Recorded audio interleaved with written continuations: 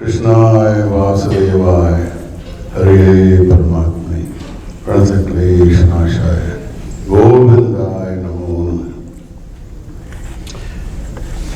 आज बड़ा सौभाग्य का दिन है हमारे लिए कि हमारे बीच हिज होलीनेस स्वामी दिव्य चेतनानंद जी पधारे। स्वामी जी पहले इस मंदिर में आ चुके हैं, सबको ब्लेस कर चुके हैं और हमें बहुत एक बार मौका फिर मिला कि इनकी ब्लेसिंग प्राप्त करने का। तो स्वामी जी का बहुत बहुत भव्य स्वागत है। जय हो आप। अभी थोड़ा लोग आने शुरू हुए हैं, कभी कभी देर से आते हैं, संडे है, धीरे धीरे उठते हैं, तो जब भी आते जाएंगे बैठेंगे तब। पर हमें जो सौभाग्य प्राप्त हो रहा है वो उसके लिए वो अवर्णनीय है। पूज्य गुरुदेव is the founder of Divya चेतना केंद्र एंड राज राजेश्वरी भगवती बगलामुखी सिद्धि शक्तिपीठ इन मुंबई। तो स्वामी जी से हमने प्रार्थना की है कि बिकॉज अभी कृष्ण जन्म हुआ है, कृष्ण जन्म 23 तारीख को हुआ है, 24 तारीख को 25 को अभी कृष्ण जी पालने में खेल रहे हैं। तो भगवान अपने स्वामी जी कृष्ण जन्म के बारे में कुछ हमको ज्ञान प्राप्त करवाएंगे। उसी दिन काली जी का जन्म हुआ था, दोनों का साथ साथ ही हुआ था, तो उसके लिए स्वामी जी अपने को थोड़ा ब्लेसिंग देंगे। Thank you Swami ji for coming to Hindu temple of Canton.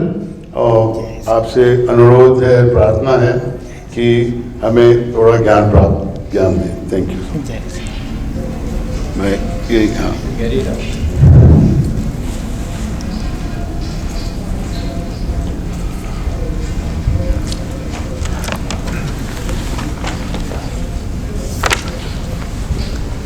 Garg साहब चेयर पर बैठ जाओ आराम से। मैं ठीक हूँ। अच्छा, गुरु ब्रह्मा गुरु विष्णु गुरुदेवो महेश्वरः गुरु साक्षात् परब्रह्म तस्मै श्री गुरुवे नमः। It is my proud privilege to present Swami Divya Chetananda Ji to this audience today.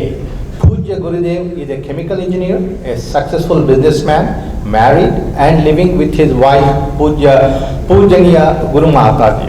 Guruji has performed rigorous spiritual sadhanas and has received the blessings from his gurus, Paramahamsa Niklandeshwara of Siddhashram, Sri 1008 Baba Bhutanath of Kamakhya Dham, and Aghoreshwar Tarijat Baba of Himalayas. Our Guruji has performed 77 Koti Archanas, Yajnas, and is now on a mission to spread his knowledge and teachings across continents. Also, he has conducted 4 lakhs Chandi Homam, and that means almost 1 lakh chanting of Durga Saptastuti. Guruji born in Uttar Pradesh, India, and is settled in Mumbai, where he has established a big ashram and Shaktipeeth, where the main deity is Bagalamukhi. The main centers in India are at Bombay, Noida, Kasi, Delhi, and Jammu. His disciples are spread all over the world, centers in USA and Canada. Guruji is from Siddhashram, the heavenly place on earth where divine souls live, where there is no limitation of space, time, or age. It is said that gods in heaven desire to live in ashram, where the souls of saints and ascetics remain after they have left their mortal bodies. Under instructions from the Supreme Self, these souls take human form and descend on earth to alleviate the suffering of the human race. Shankaracharya, Ramanuja, Shirdi Sai Baba, Ramakrishna Paramahamsa, Jesus, and other saints came on earth with the divine purpose of revealing truth, giving meaning to life, and guide people to pursue the path of God realization. Associating closely with Guruji reveals the enormous potential of human being. We can realize God in this lifetime, provided we have faith, yearning for knowledge, and a Guru who can elevate us. And here we have a Guru who has the total knowledge for God realization. Guruji is an expert on Vastu, Feng Shui, spiritual healing, Ayurveda, and cure for incurable diseases, astrology, and solutions to personal problems. Most of us need a living Guru to extol Lord's teachings. As mortals bound by Maya, we are unable to extricate ourselves from the material world and experience the divinity in all creatures. Just as butter is formed by rigorous churning of yogurt, self-realization is attainable by sadhana, form of spiritual practice under the guidance of Guru. Gurus provide the initiation for us to be successful in sadhanas. A Guru who possesses divine powers can transfer divine energy to the disciple by giving dikshas. Diksha is a subtle transfer of the divine energy of a Guru into the heart, soul, and body of the disciple. This pure energy initiates a process of change in the person, which ultimately leads to destruction of all evil and negative tendencies and spirit of creative and positive power, which encourage him to strive for the highest and best in both the spiritual and material fields. We can realize God in this lifetime, provided we have faith, yearning for knowledge, and a Guru who can elevate us. And here we have a Guru who has the total knowledge for God realization, expert in astrology, and has predicted the victory of President several weeks before the election. In last 3 elections in US, has done such a predictions in India and done several miracles in his lifetime, and always says miracles do happen. We have today the opportunity to meet with such a Guru who can nourish our intellect and give us knowledge on many spiritual topics. The wealth of knowledge possessed by Guruji is beyond measure. He has written many books on spirituality and given many spiritual lectures on many topics in Michigan and other parts of USA and India. Many of the lectures are available in YouTube, and also one can connect in Facebook. Okay. Without any further delay, I do not want to stand in between Guruji and you about this teachings and the spiritual knowledge from that he can give it to us. Okay. Without any further delay, I would like to introduce my Guruji, Guru Chaitanya. I should speak in Hindi or English? Hindi. Okay.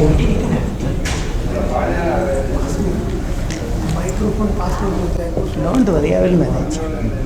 Once I start, I will check up everything. Yeah, let's all smile first. Sit erect, spinal cord, looking straight at me, and always with a smiling face. Before starting, I will remove one doubt from your mind.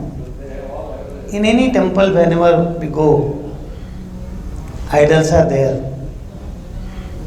And we sit in front of public because public sits in front of the idols. So a lot of people think that Guruji back is blocking the deities. This is common, we understand like that. nothing wrong in that concept. But I tell you one thing. What is the definition of a guru inside mind? So I am just telling you first what guru is. We say, as per Lord Shiva in Guru Gita, Guru Brahma, Guru Vishnu, Guru Devo Maheshwara. Guru Sakshat Parabrahma Tasmai Sri Guruve Namah.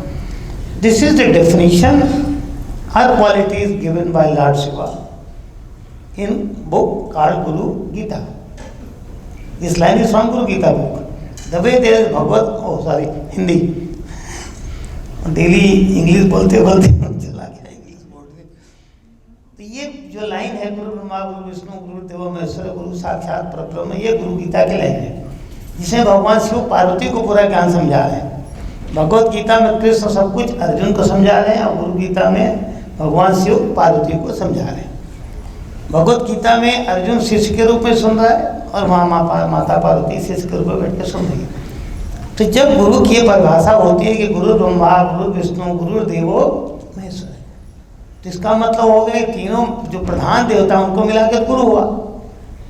तो जब गुरु किसी भी देवता के सामने बैठे तो उसकी पीठ के बारे में डाउट नहीं करना चाहिए। आज मैं हूँ, कल इस व्यासपीठ पर जो भी बैठे, आप में से भी कोई जो बोलने आएगा नहीं आप, तो इट इज कॉल्ड व्यासपीठ। व्यासपीठ में एक ऐसा प्लेस जहाँ से सारे देवता अपने मैसेज को फॉरवर्ड करना चाहते हैं। तो भगवान की इन सारी मूर्तियों का माउथ पीस कौन होगा? इनमें से कोई मूर्ति बोलेगी नहीं आपसे, बोलेगी भी तो आपको समझ में नहीं आएगा। तो भगवान को एक माध्यम चुनना पड़ता है जिसके थ्रू अपने ज्ञान को दे।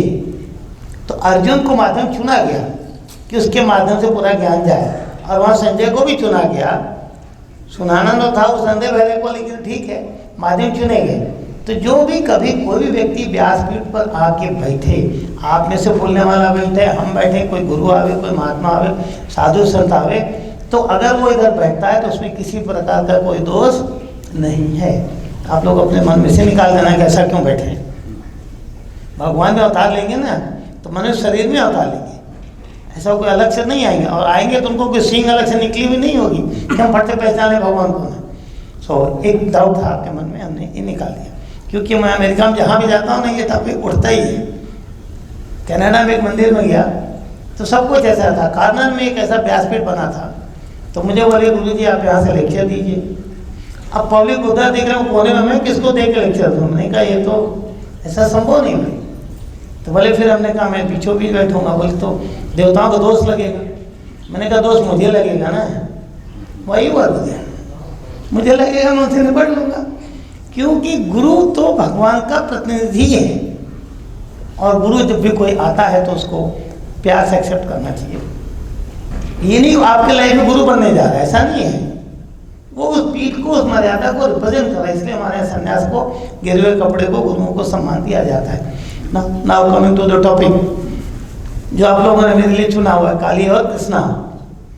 कल इन लोगों ने मुझे हैंडबिल दिया, गुरु जी आपको हिंदू टेम्पल में काली और कृष्णा पर बोलना है। मैंने कहा वो तो हनुमान जी का स्थल है, मुझे तो हनुमान जी अच्छे लगते हैं वहाँ, चलो बोल देंगे काली पर बोल। आपका जो नहीं मैं आपको स्पष्ट कर रहा हूँ, जो इच्छा हो आप उसमें ज्ञान दे सकते। मेरे लिए सब टॉपिक्स ओके है, I can speak on any topic.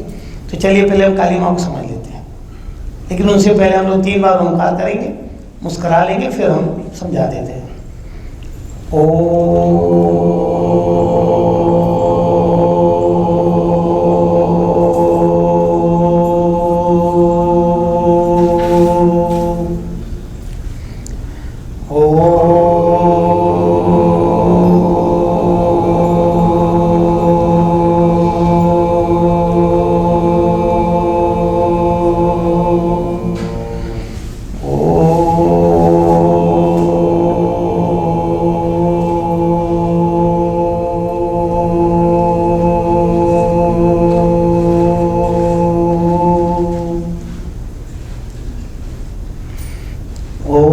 ज्ञानतिमिरान्धस्य ज्ञानाञ्जनशलाकया चक्षुरुन्मीलितं येन तस्मै श्री गुरवे नमः।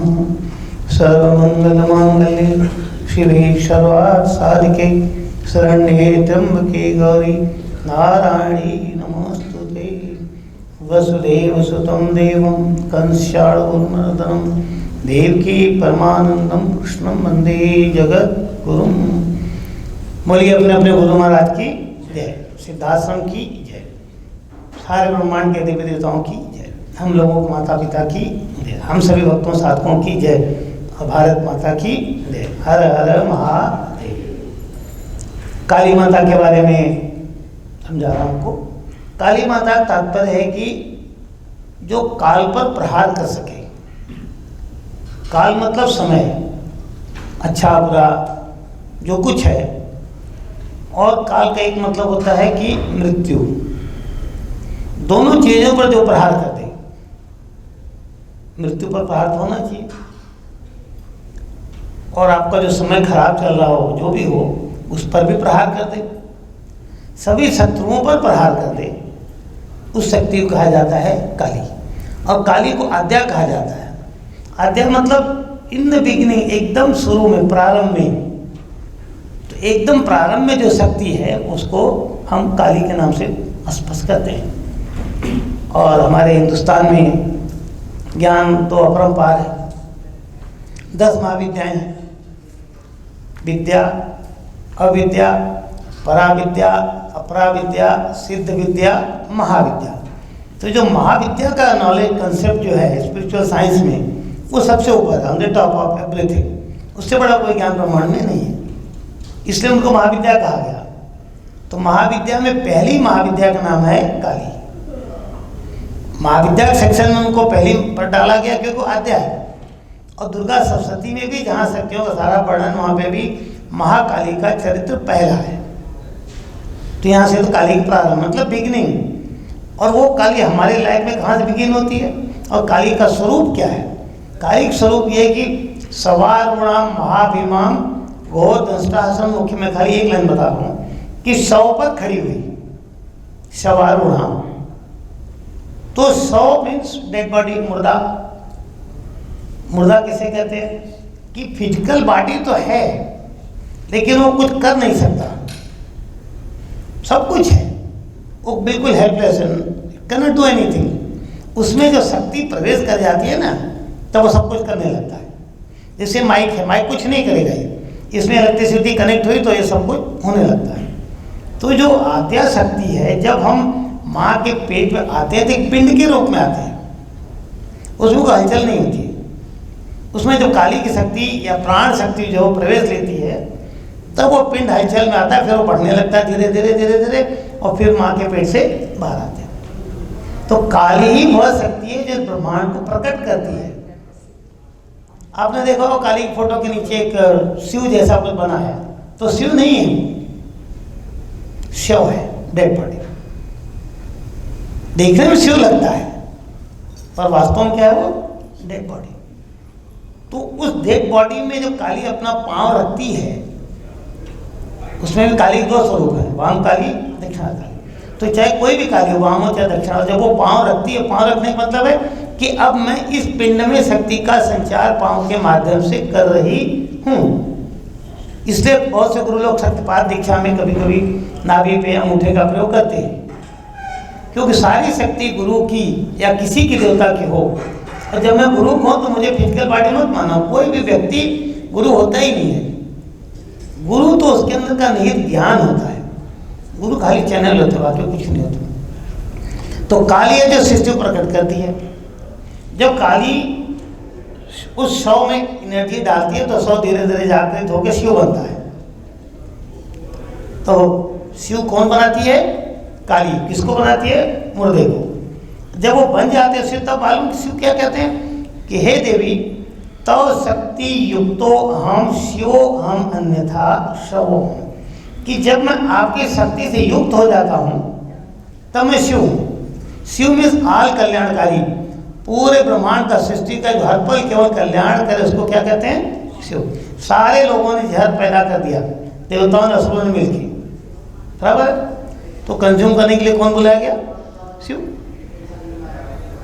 तो वो शिव क्या बोल रहे हैं उस चीज को समझ जाएंगे तो काली समझ जाएंगे कहते हैं कि हे देवी तब शक्ति युक्तो हम, जब तुम्हारी शक्ति मेरे से युक्त होती है तब तो मैं कल्याणकारी हूँ, कल्याण कर सकता हूँ। और अगर आपकी शक्ति मेरे साथ नहीं है तब शव में मुर्दा हूँ, कुछ नहीं कर सकता हूँ। तो ये मैनिफेस्ट और अनमैनिफेस्ट ब्रह्म की कंडीशन है, व्यक्त और अव्यक्त ब्रह्म है। तो काली से ही पूरी सृष्टि व्यक्त होती है धीरे धीरे। अब काली शत्रु संहारी है, क्योंकि जब शक्ति प्रदान होएगी तो फ्रिक्शन तो शुरू होगा। और वो काली ही माँ के पेट में जो आप में शक्ति डालने लगते हैं आपके पेट में, तो धीरे धीरे आपको इतना शक्तिमान बना देती है कि आप माँ के पेट से बाहर निकल आते हैं। ये नेचर है, ऐसा नहीं कोई निकाले जबरदस्ती खींच के, आप खुद ही निकल आते हैं, कोई रोक ही नहीं सकता पेट के अंदर, चाहे डेड निकले चाहे जिंदा निकले। वह शक्ति जो है वो काली प्रदान करती है। और जैसे हम बाहर आते हैं तो फिर हम भव सागर से कनेक्ट हो जाते हैं, क्योंकि जो काली का जो कनेक्शन था आपके नाभि से मुख से, जहाँ से सब कुछ फीड कर रही थी, उसको काट देते हैं। और कटने के बाद हम उस डिवाइन सोर्स से कट ऑफ हो जाते हैं, तब हम भव सागर में इन्वॉल्व हैं और तब हम अपना चलाना शुरू करते हैं। तो यहाँ से काली थी। अब काली शत्रु संहार कैसे करते हैं, मैं आपको कृष्ण के साथ को रिलेट करके समझा देता हूँ। काली कहती है कालिका पुराण में, मम पुरुष रूपो कृष्णो असि, कि मेरा पुरुष रूप जो है वो कृष्ण है। अच्छी तरह समझ लेना, मेरा पुरुष रूप कौन है? कृष्ण। काली बोल रही है। दोनों आधी रात को प्रकट होते हैं, और जब काली प्रकट होती है कृष्ण के साथ तो महामाया के रूप में प्रकट होती है। जो लड़की कन्या जो पैदा हुई गोकुल में, जिसको कंस ने पकड़ा और फेंका, उसका नाम है महामाया। ये तो आप लोग कहानी पढ़े हो, मैं डेप्थ में नहीं जा रहा हूँ। तो महामाया क्या है? काली का ही स्वरूप है, क्योंकि संहार वही करेगी। कृष्ण संहार नहीं कर सकते, बिना शक्ति के तो कोई कुछ भी नहीं कर सकता। तो संहार तो वही काली है। और वो जो काली की शक्ति महामाया, महामेधा, महास्मृति के रूप में दुर्गा सप्तशती में उसका वर्णन आता है। तो दोनों एक साथ आते हैं। कृष्ण इधर यहाँ प्रकट हो रहे हैं मथुरा में, और वो प्रकट हो रहे हैं गोकुल में। एक्सचेंज हो जा रहा है दोनों का। अब एक्सचेंज का मतलब क्या है कि कृष्ण की शक्ति उस जगह गई जहाँ काली ने अपनी शक्ति छोड़ी, और वो काली इस जगह आई जहाँ कृष्ण ने अपनी शक्ति छोड़ी। और यहाँ आने के बाद जब कंस उठाता है पाँव पकड़ के मारने के लिए, तो उड़ जाती है और उड़ के बोलती है कि देखो कंस, तुम्हारा मारने वाला तो आ गया और मैं भी तुमको मार सकती हूँ, लेकिन मारूंगी नहीं, क्योंकि तुमने पुण्य का काम कर लिया। तुमने मेरा पाँव छुआ, उसने पाँव पकड़ के उठाया था फेंकने के लिए। तो लड़की बोलती है कि तुमने मेरा पाँव छुआ, मेरा पाँव छूने का जो तुम्हारा पुण्य प्रकट हुआ, उसकी वजह से तुम कुछ दिन बच जाओगे। इसीलिए हमारे देश में एक छोटी कन्याओं का पूजन का विधान रखा गया है। और आपको भी जब कभी कहीं छोटी कन्याएं मिले तो प्यार से उनका चरण स्पर्श करो, उसमें देवी की सारी शक्ति निहित रहती है, जिसको हम लोग कुमारिका पूजन बोलते हैं। 11 महीने तक 100% देवी की शक्ति उसमें रहती है। तो वो यहाँ से कृष्ण का प्रकट हो रहा है। मध्य रात्रि में क्यों हो रहा है? अष्टमी में क्यों हो रहा है? कृष्ण पक्ष में क्यों हो रहा है? शुक्ल पक्ष में क्यों नहीं पैदा हुआ? लक्ष्मी प्रकट होती है अमावस्या के रात को, और विष्णु प्रकट होते हैं पूर्णिमा के रात पकड़ते हैं, हनुमान जी पूर्णिमा पकड़ते हैं। तो इन तिथियों का बहुत बड़ा संबंध है। हमारे देश में तो बिना मुहूर्त का कोई काम होता ही नहीं है। अब इतना समय तो नहीं कि मैं पूरी व्याख्या दूं, लेकिन दोनों शत्रु संहारक हैं और दोनों में आकर्षण वशीकरण संबंध की पूरी शक्ति है। अगर आप दुर्गा सप्तशती पढ़े, उसमें लिखा है ऐसा विश्व मोहिनी सर्व आकर्षणी, सबको आकर्षण करने की शक्ति केवल काली में ही है, क्योंकि काली की आंखें अत्यंत सुंदर है। और वो काम जब काली कामाख्या के रूप में कन्वर्ट होती है तब तो पूरी पूरी आंखों में आके बस जाती है। इसलिए औरतों की आंखों में इतना सम्मान होता है कि औरतें जिसको देखते हो पलट पलट के देखते रह जाता है। और वही हाल कृष्ण का है। कृष्ण को जिसने देखा वो मोहित हो गया, चाहे शत्रु हो, चाहे जानवर हो, चाहे सांप हो, चाहे पशु हो, चाहे पक्षी, कोई भी हो, सब जिसने भी कृष्ण को देखा वो मोहित हो गया। ऐसा विश्व मोहिनी, वो विश्व की मोहिनी है और कृष्ण को तो मोहन कहा ही गया। तो ये दोनों एक ही हैं, आए हैं समय समय पर शत्रु संहार करने के लिए। दुर्गा सप्तशती में देवी बोलती है कि यथा यथा दानोत्था वादा भविष्यति, कि हे देवताओं, जब जब तुम्हारे जीवन में, वो देवताओं से करे, मनुष्य से नहीं करे, किससे करे? जरा जोर से बोलिए आप लोग। मुझे यही तो लगे कि आप लोग सुन रहे हो। अब मुझे लगे आप सुन ही नहीं रहे, तो मैं भी काहे को मेहनत करूं फिर। देवी किससे बोल रही है? देवताओं से। क्या बोल रही है? यदा यथा दानवोत्था बाधा भविष्यति, जब जब तुम्हारे जीवन में दानों के द्वारा बाधा प्रकट की जाएगी, तब तब मैं अवतार लूंगी और तीरो अहम, और इनका नाश करूंगी। ये कौन बोल रहा है? देवी, इन दुर्गा सप्तशती। कृष्ण वही बोल रहे हैं, यदा यदा धर्म से ग्लानिर्भवति अभ्युत्थानम् तदात्मनं सृजाम्यहम्। और क्या बोलते हैं? विनाशाय दुष्कृताम्, मैं दुष्ट लोगों का नाश करने के लिए आता हूँ, क्योंकि बिना दुष्टों का नाश किए धर्म का स्थापना संभव नहीं। तो बात दोनों एक ही कह रहे हैं, वो इस टाइम पर कह रहे हैं, बहुत पहले कह रहे हैं, तो बड़ा अंतर नहीं है। दोनों ने युद्ध लड़ा, पैदा होते ही युद्ध लड़ा। तो जो काली के पूरे स्वरूप को समझने के लिए आपको दुर्गा सप्तशती का मैं खाली एक चैप्टर का सारांश बता दे रहा हूँ। पढ़ा तो होगा आपने, नहीं पढ़ा हो तो जाके पढ़िए, क्यों पढ़ना चाहिए। ज्ञान हर पल हर अवस्था में जहाँ से भी मिले, किसी भी धर्म से, किसी व्यक्ति से, किसी संप्रदाय से, किसी भी बुक से, जहाँ से भी ज्ञान मिलता हो, उसको अवश्य लेने के लिए तैयार रहना चाहिए। भगवान शिव कहते हैं पार्वती से, हे पार्वती, जिस प्रकार से भौरा अलग अलग फूलों पर जाकर के शहद इकट्ठा करके तब शहद काफी इकट्ठा करता है, उसी प्रकार से एक जिज्ञासु व्यक्ति को अनेक गुरुओं के पास, अनेक संतों के पास, अनेक संप्रदाय में भी ज्ञान ग्रहण करने के लिए जाना चाहिए, क्योंकि ज्ञान को जो इग्नोर करता है वो आदमी महान कभी बन ही नहीं सकता। और मुक्ति कहाँ है? पास बद्धो भवेत् जीव, जब आप पास में बंधे हैं, पास में बंधन, और सबसे बड़ा पास क्या है? अज्ञान। इग्नोरेंस इज द ग्रेटेस्ट सिन, सबसे बड़ा पाप ही वही माना जाता है, और सबसे बड़ा बंधन भी अज्ञान ही है। और शिव स्पष्ट कह रहे हैं कि पार्वती, मुक्ति का भाव क्या है? पास बद्धो भवेत् जीव, जीव तब बन जाता है जब वो पास में बंधा हुआ, और जैसे वो बंधन टूट लेता है ज्ञान के माध्यम से, अज्ञान तिमिरान्धस्य ज्ञानांजन शलाकाय चक्षुर उन्मीलितं येन तस्मै श्री गुरुवे नमः। और हम लोग बोलते हैं ना, तमसोमा ज्योतिर्गमय, तो कौन सा तमसोमा ज्योतिर्गमय? वो ज्ञान ही है। तो अब शिव आगे कहते हैं कि अगर हमने उस बंधन को तोड़ दिया तो पास मुक्तो, अर्थात मुक्त हो गया, भवेत् सदा से, वो शिव हो जाता है, वही मुक्ति है। और ये मुक्ति नहीं जो आप सोचते हो कि भागवत कथा सुने के स्वर्ग चले जाएंगे, फिर जाएंगे स्वर्ग में, फिर आ जाएंगे नीचे, वो तो मुक्ति हुई नहीं। तो हमको हर चीज समझना चाहिए किस ग्रंथ में क्या कहा जा रहा है। तो काली का जो स्वरूप है, सर्वप्रथम काली प्रकट होती है जब ब्रह्मा जी, आपने मधुकैटभ का नाम सुना होगा, विष्णु के कान से मैल निकलता है, ये कहानी है, लेकिन उसका इसेंस समझ में नहीं आता है। और अगर आपको किसी को रुचि हो इस इसेंस को जानने के लिए, तो हमारे दुर्गा सप्तशती पर इंग्लिश में कम से कम 20 रिकॉर्डिंग्स है on different chapters with explanation कि इसका इसेंस क्या है। तो उसमें ब्रह्मा जी को मारने के लिए दोनों असुर चलते हैं, तो ब्रह्मा जी बेचारे चिल्लाते हैं, बचाओ बचाओ विष्णु से। तो विष्णु तो हेल्पलेस है। अब विचार करो जरा, क्या आपको लगता है विष्णु हेल्पलेस हो सकते हैं? हाँ या ना बोलिए जोर से। नहीं ना, बहुतों की जबान खुलती नहीं है, बोल ही नहीं सकते, क्योंकि इन्वॉल्व नहीं होते। उन्हें लगता है ठीक है, मूर्ति पत्थर को देखते रहो। इस समय उधर कोई देवता नहीं है, सारे देवता इधर आ गए हैं, सब अदृश्य में।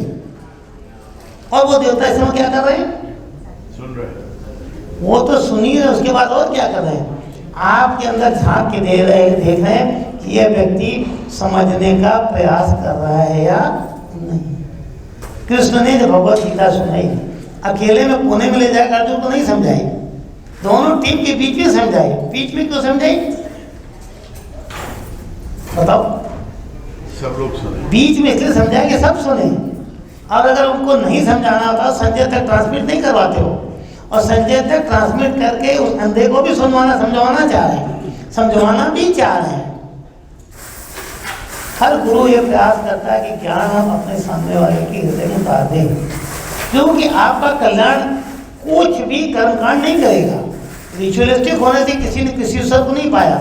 आप मुझे कोई एक उदाहरण बता दो, कोई पंडित कोई कथाकार ईश्वर को प्राप्त कर लिया हो, संभव नहीं है। उसके लिए तपस्या करनी ही पड़ती है, उसके लिए डेप्थ में जाना पड़ता है, उस ज्ञान को समझना ही पड़ता है। तो सारे देवता ये देखने लगते हैं कि ये जो व्यक्ति है जो रोज हमारे पास आ रहा है, आज इसको हमारी तरफ से कोई व्यक्ति जाके बोल के समझाना चाह रहा है, तो ये समझ भी रहे हैं या नहीं समझ रहे। तो आप इस समय परीक्षा हाल में बैठे हैं, पास हो जाए तो बड़ी अच्छी बात है, फेल हो जाए तो मुझे भी दुख होगा कि मैं आया समझाने का प्रयास किया, नहीं समझे। तो ये जो डिफरेंट टाइम पे जो चीज़ें आती है, तो मैं अभी खाली समझा रहा था, मैं 20 मिनट में समाप्त कर दूंगा, ज़्यादा समय नहीं लूँगा आपका। तो वो ब्रह्मा जी चिल्ला रहे हैं और विष्णु हेल्पलेस है। आपके घर में आपके पतिदेव सोए हों या आपका बेटा सोया हो, आपको बीपी हो गया, कुछ भी हो गया, मुसीबत आ गई, चोर आ गया, कुछ भी आ गया, और आप एकदम गहरी नींद में से और लाख चिल्ला गए, आप कुछ कर पाओगे? बताइए, कुछ नहीं कर पाएंगे, हेल्पलेस। तो वो ब्रह्मा जी विष्णु चिल्ला रहे हैं, बचाओ बचाओ विष्णु हेल्पलेस। क्यों हेल्पलेस? क्योंकि विष्णु बेचारे सोए हुए हैं।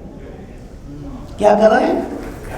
जरा जोर से बोलिए, मैं इसलिए जोर से बोल रहा हूँ, आप मत सोना, थोड़ी जगह रहे। तो वो नहीं जग रहे हैं, तब ब्रह्मा जी बोले अब तो काम बिगड़ गया, अब कुछ नहीं हो सकता। तो स्तुति करते हैं देवी की। तो जो पूरी स्तुति का जो चैप्टर है वो माँ काली का स्तवन है, निद्रा। और वहीं आता है कि या देवी सर्वभूतेषु निद्रा रूपेण, हे माता सभी प्राणियों में निद्रा के रूप में विद्यमान हो। और वो कहते हैं कि माँ प्रकट हो तो प्रकट होती है, वो प्रकट होती बोलते, बोलो क्या तकलीफ है? तो ब्रह्मा जी बोलते हैं कि आप ही ने हमको विष्णु को शिव को बनाया, आप मेरी तो ये दोनों खा जाएंगे मुझे, आप मुझे बचाइए। बोली विष्णु बचाएंगे? बोले विष्णु कैसे बचाएंगे? आप अपनी निद्रा वाली शक्ति को विष्णु के शरीर में से पहले हटाइए। हर व्यक्ति अनिद्रा में है, हर व्यक्ति सोया हुआ है, भौतिकता में डूबा हुआ है, वो हट नहीं रहा है। मोह, जो महामाया प्रकट हुई वहां पे वो मोह माया है, तो मोह नहीं हटा, आप सोए हैं, सोए लगे हैं उसी चीज में, तो वो जगाती है विष्णु को, प्रभाव में हटा देती है। और ब्रह्मा जी कहते हैं कि आप अपना प्रभाव निद्रा वाला हटाइए। दो चीज मांगी ब्रह्मा ने, और इनके मन में प्रेरणा उठाइए कि इन असुरों को मार दें। अच्छी तरह समझ लो, पहले क्या करिए, उनका जो निद्रा प्रभाव हटाइए, और दूसरी बात एक प्रेरणा इनके मन में दीजिए कि इन असुरों को मार दें। फिर विष्णु जी जगते हैं, देखते हैं, मन में प्रेरणा उठा दिया देवी ने, मारना है इसको। देखते हैं कि अरे ये क्या हो रहा है, मेरे रहती है सब हो रहा है, ये कहाँ से आ गया, उनको पता नहीं मेरे कान में से आ गए। तो वो मारने के लिए, युद्ध के लिए तत्पर हो गए। और युद्ध चलता है दोनों का 5000 साल तक। कितने साल? 5000 साल। भगवत गीता महाभारत का युद्ध बहुत छोटा था, राम रावण के युद्ध को बहुत छोटा था। देवी ने जितने युद्ध लड़े ना बहुत लंबे लंबे थे। महिषासुर मारा 10,000 साल में, एक दो दिन में नहीं। कल्पना करो कितना बड़ा बड़ा युद्ध के लिए देवी आती है। जब सारी पुरुष शक्तियां फेल हो जाती है, तब कौन शक्ति प्रकट होती है? आद्या। तो भगवान विष्णु का युद्ध होता है, भगवान विष्णु उनको हरा नहीं पा रहे, तो भगवान विष्णु उसी समुद्र में खड़े होकर फिर देवी का स्तुति करते हैं। पहले ब्रह्मा जी के, फिर विष्णु कर रहे हैं, फिर देवी प्रकट होती है। विष्णु क्या तकलीफ है? बोलते हैं माता ये तो नहीं मारे जा सकते। उस समय जो शक्ति प्रकट होती है समुद्र में तूफान के रूप में, उसका नाम है बगलामुखी माता, जिसका शक्तिपीठ मेरे आश्रम पर बम्बई में। वो बगलामुखी माता इनको कहती है कि ठीक है विष्णु जी, मैं आपकी सहायता करता हूँ, मैं इन सबको मोहित कर देती हूँ, मोहिनी, फिर ये तुम्हारा काम हो जाएगा। जैसे वो शक्ति इन दोनों असुरों को मोहित करती है, ये दोनों असुर मुझसे कहते हैं, विष्णु से कहते हैं, विष्णु जी आप तो बड़े अच्छी योद्धा हो यार, ऐसा योद्धा तो मिला ही नहीं, आपसे तो लड़के मजा आ गया, आप हमसे वरदान मांगो। उल्टा हो गया, क्या मांगो? वरदान। विष्णु मुस्कुराए, देवी ने काम तो कर दिया। अब उसके बाद विष्णु बोलते ठीक है वरदान दे रहे हो तो हमारे हाथ से मारे जाओ। वो दोनों बोलते मारे कैसे जाएंगे? कोई ऐसी जगह पर मारो, हमको वचन दिया तो मरेंगे, ऐसी जगह से पर मारो जहाँ सूखा हो, सब कुछ पानी नहीं हो। समुद्र के बीच में थे देव, तो उन्होंने दिमाग लगा, सूखा जगह पाएगा कहाँ विष्णु? विष्णु ने कहा ठीक है। अब विष्णु फैल गया, अपना विस्तारित हो गया। पूरे ब्रह्मांड में जो विस्तार होने की शक्ति होती है वो बगलामुखी माता के बीज मंत्र से आती है। उनका बीज मंत्र है ह्लीम। ह ल ई की मात्रा म, ल मतलब पूरा पृथ्वी तत्व, ह मीन्स पूरा आकाश, संपूर्ण आकाश, धरती से लेकर आकाश तक जो कुछ शक्ति है वो बगलामुखी शक्ति है, वो विष्णु की आराध्य देवी है। विष्णु ने उनको प्रकट किया पहली बार। तो विष्णु शक्ति से अपना विस्तारित होते हैं। फिर बोलते हैं देखो ये मेरी जंघा देखो, बोलते हैं ठीक है इस पर लेट जाओ, लेट जाते हो, सूखा है कि नहीं अच्छे से देख लो। उन्होंने बोला भाई बिल्कुल ड्राइवर, अब काट लो, काट देते। तो वो देवी विश्वमोहिनी बन करके जिसने ये सहायता की वो आद्या की एक स्वरूप है जिसको बगलामुखी बोला जाता है। जब आप बहुत तूफान में हो तो सबकी बुद्धि घूम जाए आपके विपरीत, आपका शत्रु ऐसा आपसे कर बैठे उसी के विनाश हो जाए, ये वहाँ ये शक्ति काम आती है। तो ये प्रथम चरित्र में दुर्गा सप्तशती में काली माता का वर्णन है और उसमें लाइन आती है त्वं स्वाहा त्वं सदा त्वमयि वसत्कार स्वरात्मिका, जितने यज्ञ हम उनकी शक्ति है वो तुम ही हो, मतलब त्वं स्वाहा त्वं सदा। पितरों का तर्पण, पितृपक्ष आ रहा है, आप लोगों को पितृपक्ष है, पितरों का तर्पण जरूर करना चाहिए, भूलना नहीं। इस ब्रह्मांड में सबसे ज्यादा शक्ति पितरों की होती है। पितरों को 15 दिन मिलता है, देवी को 9 दिन मिलते हैं और गणेश जी को भी 10 दिन मिल जाते हैं। तो जिसकी जैसी पावर वैसा ले लेता है। सबसे ज्यादा शक्ति कृष्ण को 1 दिन मिलता है, जन्माष्टमी सब के 2-2 दिन मिलते हैं, पितर 15 दिन लेते हैं, 16 दिन एक्चुअली, पक्ष बोलते हैं 15 होता है पर 16 दिन होता है। तो आप पितरों के बारे में जरूर ज्ञान प्राप्त करें, पितरों को बस मुक्त करें, क्योंकि जब तक पितर मुक्त नहीं होते हैं आपके जीवन में किसी प्रकार का कल्याण होना संभव नहीं है। चाहे कितना ही पूजा पाठ कर लो, कितना दान पुण्य कर लो, पितर की संतुष्टि के बिना कुछ नहीं हो सकता। शास्त्र कहता है पितर प्रीतिम आपने प्रियंते सर्व देवता, अगर पितर प्रसन्न हो गए सारे देवता अपने आप प्रसन्न हो जाते हैं। ये बीच में एक टॉपिक आ गया, तो ये काली के बारे में इतना बता रहा हूँ। अब कृष्ण का थोड़ा सा बोल देता हूँ, काम तो एक ही है। अब कृष्ण भगवान क्या कहते हैं, हे अर्जुन यदा यदा धर्म से, तो आप रोज पढ़ते हो, उसमें नया कुछ बताने की जरूरत नहीं है। पर कृष्ण कर क्या रहे, करना क्या चाह रहे हैं। बचपन से लेके कृष्ण ने अपने जीवन का जो सबसे बड़ा काम किया जिससे कृष्ण इतने मशहूर हुए, तो कृष्ण इतने मशहूर एक बार महाभारत से, और महाभारत में कृष्ण ने वो काम कर दिया जिस काम के लिए वो धरती पर आए थे। खाली लड्डू खाने नहीं आए थे, लड्डू गोपाल बनने नहीं आए थे। अगर लड्डू ही खाना होता तो युद्ध नहीं करवाते। अब वहां पर भी जो उनका सबसे बड़ा जो कैरेक्टर है गुरु रूप में तो है, वो जाते हैं दुर्योधन के पास दूध बन के। दूध बनने के मतलब अपने लेवल से नीचे उतर के। अगर आपको लोक कल्याण के लिए अपने लेवल से नीचे उतरना पड़े तो उतर जाना चाहिए। झुकने में कोई घाटा नहीं है, हर महान व्यक्ति झुकता है, नम होता है। तो कृष्ण जाते हैं कि भाई दुर्योधन कंपनी लड़ाई मत करो, दे दो 5 गाँव, लेकिन वो अड़ा हुआ नहीं।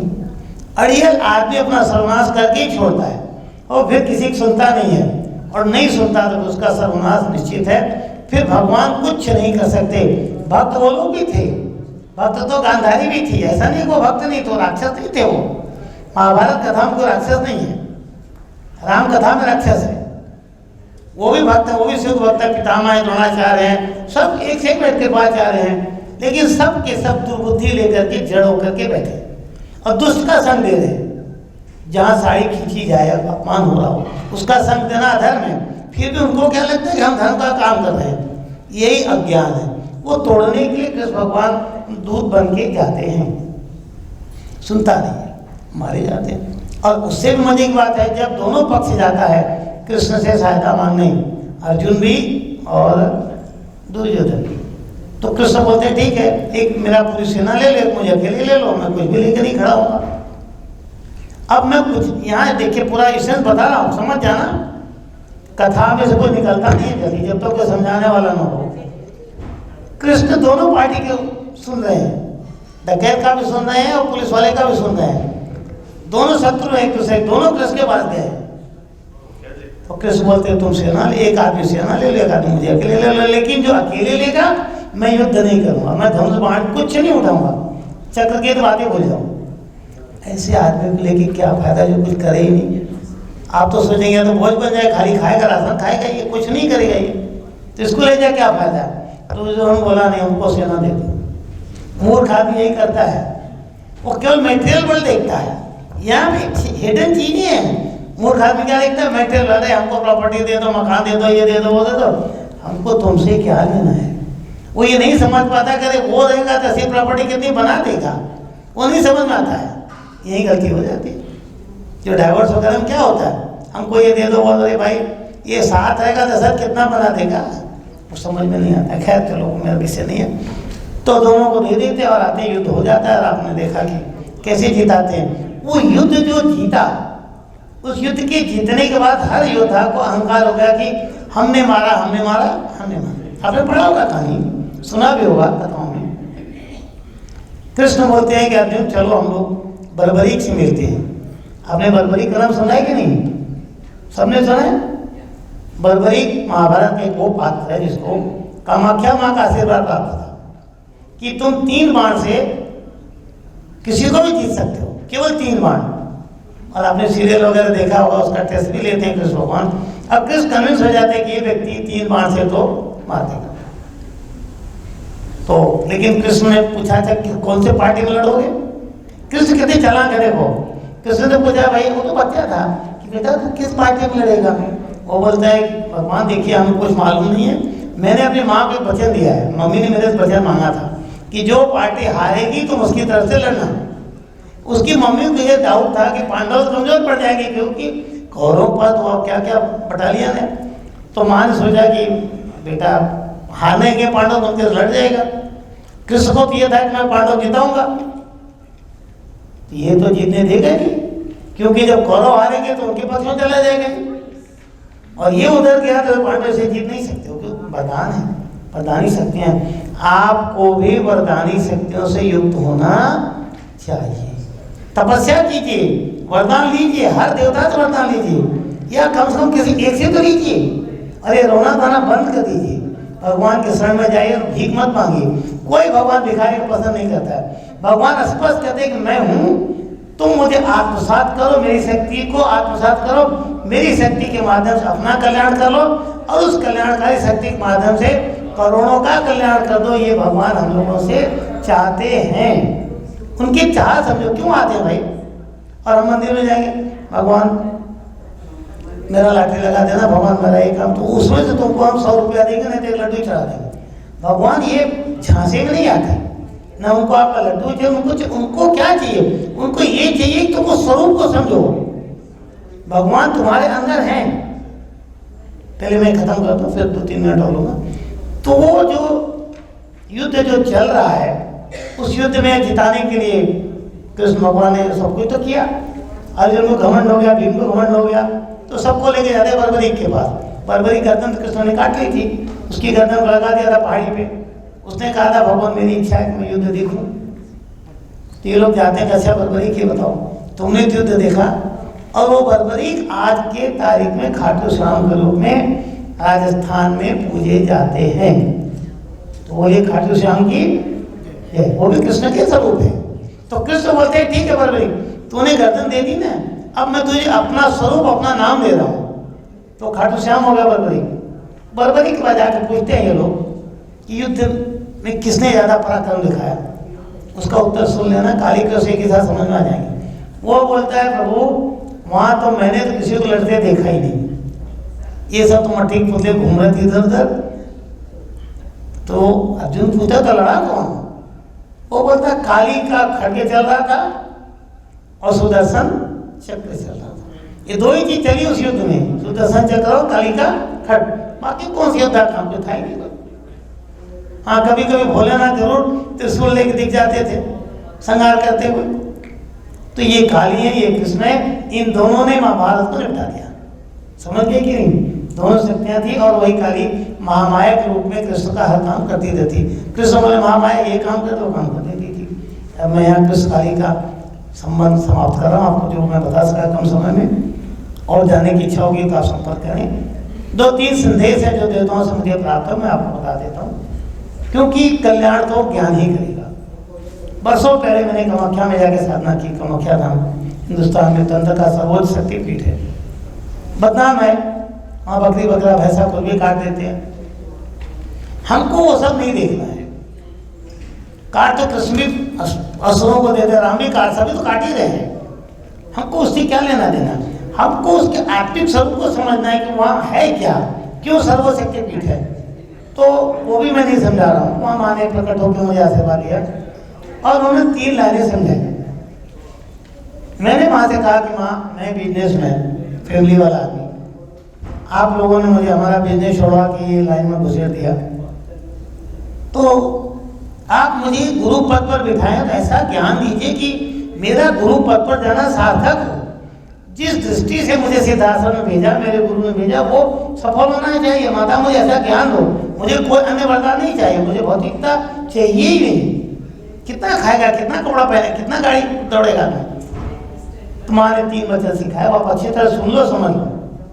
मैं आपसे रिपीट करूंगा, उसके बाद एक लाइन और माँ ने कहा कि शत्रु को भी क्षमा करना सीखो। क्या कहा माँ ने? आप लोग बोलिए। शत्रु को भी क्षमा करना सीखो। सुनने में बड़ा अच्छा लगता है, लेकिन सीखो कहा, ये नहीं कि चाहिए, शब्दों को पकड़ना। क्षमा करना सीखो, ट्राई टू लर्न, और लर्न करो, उसको प्रैक्टिस में लाओ, प्रैक्टिस में करो। अब कमजोरी ये कि हम लोग किसी को क्षमा नहीं कर सकते, न पति क्षमा कर सकते हैं, न माँ को क्षमा कर सकते हैं, न पिता को क्षमा कर सकते हैं। क्षमा तो हमारे अंदर है ही नहीं है। और क्षमा को शास्त्र क्या कहता है? क्षमा वीरस्य भूषणम। वो महावीर स्वामी जैनियों के गुरु, वो महावीर कैसे हो गए? कौन सा युद्ध लड़े भाई? युद्ध तो को नहीं लड़े हो, वो तो ऐसा चिल्लाते युद्ध कहाँ किया? अरे हमारे हनुमान जी महावीर बने तो युद्ध किए, वो कौन से महावीर हो गए? सोचने वाली बात। उनका गुण था क्षमा वाला। क्षमा कर पाना सबसे कठिन काम है। और धर्म के 10 लक्षण हैं। धर्म मंदिर नहीं, धर्म पूजा पाठ नहीं, धर्म कर्मकांड नहीं है। धर्म बड़ा कठिन विषय है। ये तो सत्कर्म है जो हम लोग कर रहे हैं। अगर हमने मंदिर बनाया, आप लोगों ने भी बनाया, तो एक आश्रय मिला, एक आधार मिला, जहाँ लोग बैठ करके अपने आप को डेवलप कर सकते हैं। और यहाँ भी बैठ करके घंटा, 2 घंटा, 4 घंटा शांति में अपने आप को कनेक्ट करने का प्रयास करना चाहिए। ये नहीं खाली भंडारा खाने आ गए। मैं यहाँ देखता हूँ ना, सैटरडे संडे लोग आ जाएंगे खाने के चक्कर में, बाकी टाइम पर नहीं देखते लोग। खैर मेरा कोई कमेंट नहीं है, मैं तो आपको समझा रहा हूँ, भले खाने के नाम से भी आइए तो 2 घंटा यहाँ पहले बैठ लीजिए, ध्यान करिए, कुछ तो करिए। कुछ करने के बाद अगर आप खाते हैं, ईश्वर भी मुस्कुराएगा। और खाली खाने खोना चाहते हैं तो खेल अलग है। तो खैर पहला वचन, शत्रु को भी क्षमा करना, बोलिए, सीखो। आप भी इस गुण को सीखो। सबसे पहले तो जाओ, जिससे भी झगड़ा हुआ हो सुबह जाकर उसको क्षमा करो, फोन करके क्षमा करो। भाई कोई किसी का शत्रु वास्तव में नहीं है। और मम्मी पापा पत्नी ये कैसे शत्रु हो सकते हैं बताओ? एक स्त्री पत्नी सारा जीवन केवल पति और बच्चों के लिए जीती है, वो कभी अपने लिए जीती ही नहीं। जितने लोग मिलते हैं औरतें, गुरुजी मेरा बच्चा, मेरा पति, मेरा, कभी कोई औरत ने आज तक हमसे ये नहीं कहा गुरुजी मेरा ही है। ये सोचनी चाहिए कितनी महान उनकी भावना, कितना त्याग है। और कृष्ण समझा रहे हैं कि हे अर्जुन, त्यागात शांति अनंतरम, जो जीवन का संपूर्ण लक्ष्य है, जो महालक्ष्मी का अंतिम चरण है, टोटल मेंटल पीस, बिना त्याग के संभव नहीं है। और त्याग की सबसे बड़ी मूर्ति अगर कोई है तो स्त्री है। उस स्त्री के साथ हम दुर्व्यवहार करें तो कार्य को छोड़ने वाली नहीं है, क्योंकि दुर्गा सप्तशती में स्पष्ट वर्णन है, स्त्रिया सकला समचक्ता तमैक रूपम। हे माँ, संसार की जितनी औरतें हैं 13 स्वरूप है। अब अगर उसका स्वरूप है तो उसको प्रताड़ित नहीं कर सकते। दुर्गा सप्तशती प्रथम में ही आता है, या श्री स्वयं सुकृतना भुवनेषु, अच्छे कर्म करने वालों के घरों में हे महालक्ष्मी आप स्वयं निवास करती है। स्वयं कैसे रहेगी? In form of female body. समझना पड़ता है, समझाना चाहिए। अब दूसरा वचन है माँ का, पहला याद आएगा, भूल जाएंगे। मैं फिर एक बार बोल दे रहा हूँ, शत्रु को भी क्षमा करना सीखो। चाहिए नहीं है, सीखो, सीखो, प्रैक्टिस करो, गो ऑन। दूसरा वचन है, केवल और केवल, ओनली एंड ओनली लोक कल्याण के बारे में सोचो। Think only and only of welfare to others. हम रातों दिन क्या करते हैं? We think only of welfare to our own self। हम केवल अपना भला सोचते हैं। इसकी गर्दन काट के भी अपनी जेब में आता हो ना, काट तो ले लो, ऐसा हम सोचते हैं। इस स्वभाव को बदलना चाहिए। अगर आप ये हर पल ये सोचेंगे कि हम 1000 आदमी भला कर दें, उन 1000 आदमियों का जो पुण्य उनका आशीर्वाद उनके जो रोम रोम से निकलेगा ना, वो आपकी 50 पीढ़ी का भला अपने आप कर देगा। भला कहाँ होता है? मांगने से नहीं भला हो सकता। लूट के दुनिया को खा जाओ और बोला भगवान मेरा भला कर। हमारे इंडिया में क्या हुआ? बड़े बड़े नेता क्यों अंदर चले गए? सोचो, वो शनि चढ़ा हुआ। मैं तो भविष्यवाणियाँ मेरी तो कभी झूठी होती है, मैं सारी भविष्यवाणियाँ कर रखा हूँ। आपके ट्रम्प की भी की थी, सबकी की थी। 4 यहाँ के प्रेसिडेंशियल टर्म्स का तो हमने भविष्यवाणी ऑलरेडी की थी। देखिए यूट्यूब में अधिक रिकॉर्ड देखिए। तो ये जो माँ जो सिखा रही है, हर पल केवल और केवल लोक कल्याण सीखो। एक दिन हमसे साईं बाबा ने कहा, सीढ़ी ने कहा बाबा आपका बड़ा नाम हो गया है, अरे कुछ हमको हमारा भी नाम करवा दो। एकदम हंसी मजाक होता। उन्होंने कहा तो नाम चक्कर छोड़, मैं एक चीज़ सिखाता हूँ, सीख ले। अगर तुम समाज को ये ज्ञान दे दो, ऐसे करो कि जो व्यक्ति हजारों घरों में खुशियों के दिए जला सकता हो या जलाए, पहले बोला सकता हो, फिर बोला जलाए, उस व्यक्ति के जीवन में, उसके घर में भगवान लाखों खुशियों के दिए जलाने के लिए विवश हो जाता है, मजबूर हो जाता है। गॉड बिकम्स कंपेल्ड उस कर्म से आपके कि आपने लोगों के घर में खुशियों दिए जलाए। अरे आपके दरवाजे खोल जाए, प्यार से बात करो ना, बोलो हाँ भाई मैं हूँ, तेरा भला करूँगा। आपसे हो नहीं, वो बात की बात है। कुछ तो मनोबल दो। ये दूसरा वचन था। तीसरा वचन माँ बोलती है अहंकार रहित। अहंकार मत लाओ कभी भी। और कृष्ण भगवान ने अहंकार अपने जीवन में लाया नहीं कभी। सबका जाके जूठा उठाए, सबका पाँव धोए, उतना बड़ा महान आदमी होकर के, भगवान होकर के प्रमाणित करने के बाद हो जाके सबका धो रहे हैं, उठा रहे हैं। यहाँ तो छोटा जिसका कोई वो भी अकड़ा चलता है, तो ये अकड़ा हुआ तो ये धर्म का लक्षण तो नहीं है। तो उस 10 धर्म के लक्षणों में ये सब लक्षण है। फिर बोलती माँ अहंकार रहित विनम्र जीवन जीना सीखो। विनम्र इज वेरी हम्बल। ऐसा लाइफ सीखो, प्रैक्टिस करो, ऐसा जीवन बनाओ अपना। आप लोग अगर ऐसा बनाते हैं तो आपका निश्चित रूप से कल्याण ही कल्याण है।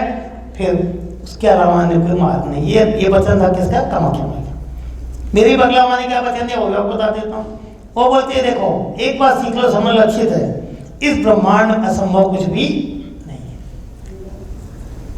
क्या कहा माने? ब्रह्मांड में असंभव कुछ भी नहीं है। तो आपके लिए असंभव कुछ नहीं है, लेकिन कंडीशन है, टर्म्स एंड कंडीशंस अप्लाई। वो बोलते अगर तुम ईश्वरीय शक्तियों से युक्त हो तो, अब उस ईश्वरीय शक्तियों से युक्त नहीं हो तो तुम्हारे लिए तो हर काम असंभव है। तुम तो बोलोगे $5 भी कहाँ से कमाए? अरे तो 5 नहीं कमा पा रहे हो, लोगों बस इतना गिन ही नहीं सकते। किसी आदमी को 2 फुट जमीन नहीं, किसी आदमी इतनी जमीन नहीं, उसको पता नहीं कितनी बाउंड्री है। असंभव कुछ भी नहीं है। देवताओं से जुड़ने का प्रयास कीजिए, और जुड़ा जाता है केवल साधना के माध्यम से, कर्मकांड के माध्यम से नहीं। साधना में साधना पड़ता है। क्या साधना पड़ता है? अपने मन को, प्राण को, हृदय को, शरीर को, हर चीज को साधना पड़ता है। और जब व्यक्ति का मन, हृदय, प्राण सज जाता है, एक लाइन हो जाता है, तब मनुष्य धनुष के समान बनता है, तब मनुष्य गांडीव बनता है। वो गांडीव जब बनता है तो उस पर जो बाण चलता है ना अपने लक्ष्य की तरफ, वो भेद देता है, महाभारत बता देता है। तो आपको इन शक्तियों को समझना चाहिए, उस ज्ञान में जाना चाहिए। और भगवान शिव का वचन भी बता देता हूँ। उन्होंने क्या कहा? उन्होंने कहा देखो ब्रह्मांड का हर कण शिव है, हर व्यक्ति शिव है, हर व्यक्ति शिव शक्ति में है, क्योंकि शिव बिना शक्ति को होता ही नहीं है।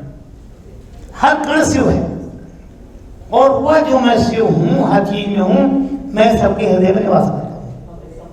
और भगवत गीता भगवान यही कहते हैं भागवत में, हृदय से तिष्ठते अर्जुन, अर्जुन मैं हृदय के अंदर रहता हूँ।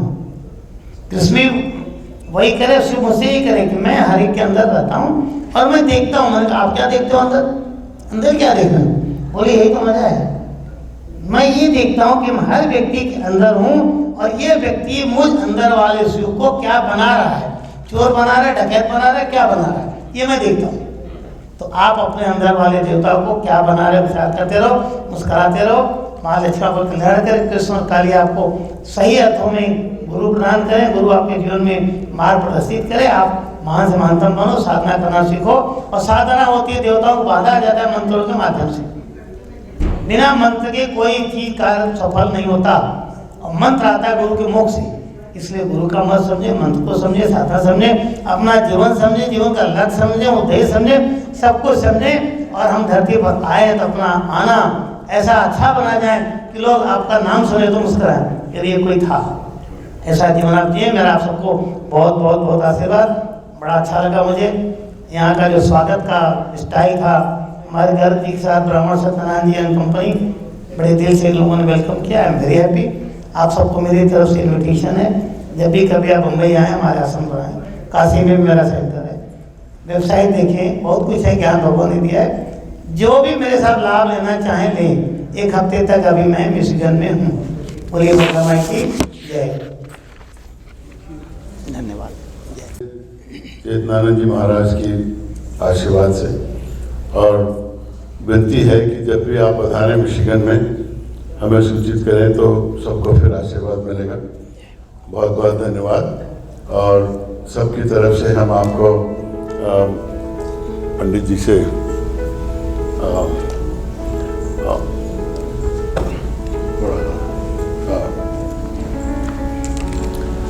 संपत जी ने आपने बहुत तकलीफ उठाई और बहुत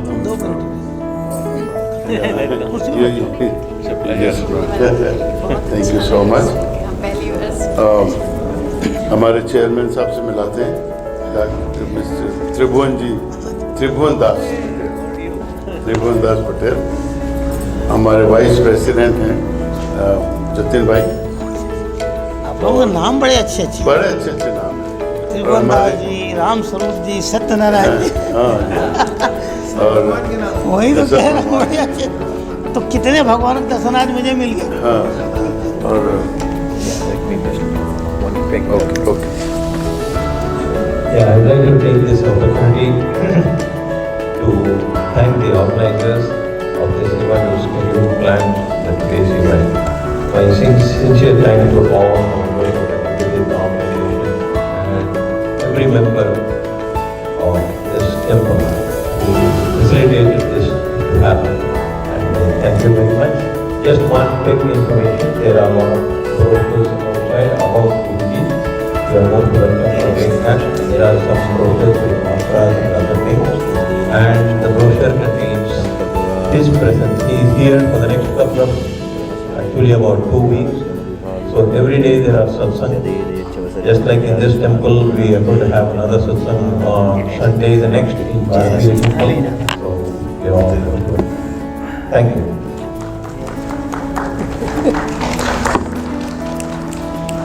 सामने से वेरी गुड, दे सकता है। हाँ, जरा त्रिभुवन दास जी आइए, नजदीक आइए। हम भी आशीर्वाद ले लेना आप लोग। तब पुण्य आप लोग कमाते हो। बड़ी हमारे मधु जी पटेल बाबू चेयर है। सब ठीक है।